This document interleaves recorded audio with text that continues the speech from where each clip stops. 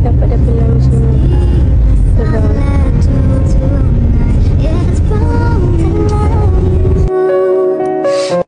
Please jangan ucap tahniah lagi, sebabnya tu adalah false pregnancy UPT punya. I mean macam benda tu salah.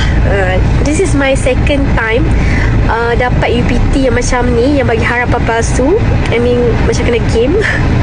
5 years ago I dah pernah kena, tapi yang UPT tu dia 2 jam lepas tu dia baru naik double line, tapi sama, tak nampak sangat.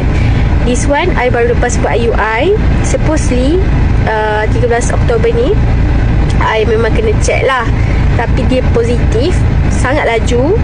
Tapi kita orang tak yakin, sebabnya kalau dia positif hari ni, supposedly semalam tu dah nampak lah double line sikit-sikit kan. Ni memang tak nampak langsung. So masa check tadi memang rasa macam tapi I rasa macam betul ke, sebab pernah kena kan. Tak nak macam excitednya ini semua kan. So I call LPPKN, pergi check balik dekat LPPKN, negatif.